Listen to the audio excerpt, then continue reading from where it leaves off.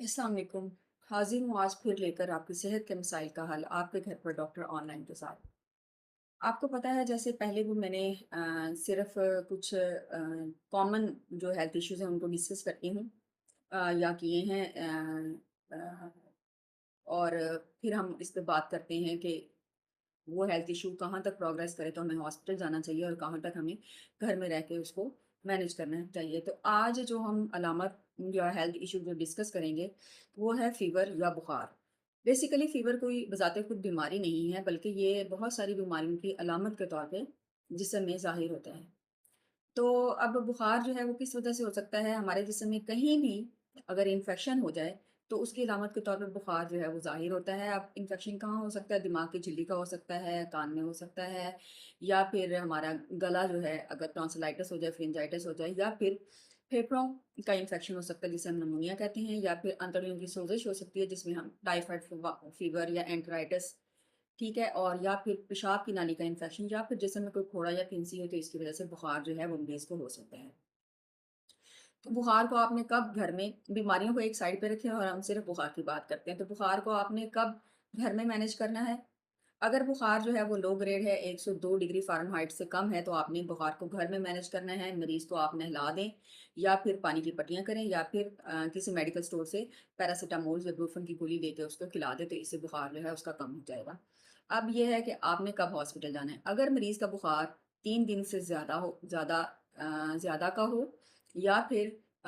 बुखार के साथ मरीज़ को गले में बहुत शदीद दर्द हो और खाना खाने में मुश्किल पेश आ रही हो, और उसकी वजह से मरीज़ मुसलसल थकावट और गिरावट का शिकार हो, और उसको रोज़ाना के काम करने में मुश्किल पेश आ रही हो, या मरीज़ को साँस लेने में तंगी हो, या फिर छाती में दर्द हो, या फिर पेट में दर्द के साथ हाथ लगाने से भी दर्द महसूस हो, या फिर पेशाब के साथ खून आ रहा हो, बहुत शदीद दर्द या जलन महसूस हो रही हो, तो ये या फिर आपके जिस्म पे सुर्ख धब्बे नमूदार हो जाएँ जो सारे जिस्म पे फैल जाएँ, तो इस सूरत-ए-हाल में आपने फ़ौरन डॉक्टर के पास जाना है। आप इस सूरत-ए-हाल में आप ओपीडी में जाएँगे, वहाँ जाके डॉक्टर आपको इवैल्यूएट करेगा, इन्वेस्टिगेशंस कराएगा, और उसके बाद वो फैसला करेगा कि आया आपको ओपीडी मेडिसिन देके घर भेजना है या आपको एडमिशन करना है। तो प्लीज़ ये डिसीजन डॉक्टर पे रहने दें कि किस स्टेज पे आपको दाखिले की ज़रूरत है। जैसे मैंने पहले बात की थी कि हॉस्पिटल में बहुत सारे मरीज़ ऐसे होते हैं जिनकी बीमारियाँ दूसरे मरीज़ों को मुंतकिल हो सकती हैं। तो बजाय इसके कि आप हॉस्पिटल में रहने का इसरार करके अपने आप को दूसरी बीमारियों के लिए रिस्क पे रखें, आप अगर डॉक्टर कहता है कि ये बीमारी आपकी घर पर मैनेज हो सकती है, तो आप दवाइयाँ लेके घर आ जाएँ और उसको मैनेज करने की कोशिश करें। और अब इमरजेंसी आपने कोई सूरत-ए-हाल में जाना है, अगर आप को आपकी उम्र 50 साल से ज़्यादा है, मरीज़ की उम्र, और साँस लेने में बहुत ज़्यादा तकलीफ़ हो रही है, या मरीज़ को बुखार के साथ झटके लगने शुरू हो गए हैं, उसकी गर्दन अकड़ गई है, उसको हिलाने में मुश्किल पेश आ रही है, या फिर उसको उससे नींद आई जा रही है, उठा नहीं जा रहा, मदहोशी की हालत में है मरीज़, या फिर उसकी मेंटल स्टेट जो है वो अल्टर्ड हो गई है। जैसे इसको हम कहेंगे कि हम मरीज़ से सवाल कुछ कर रहे हैं, जवाब वो कुछ दे रहा है, वो ओरिएंटेड नहीं है, वो अपने होश में नहीं है।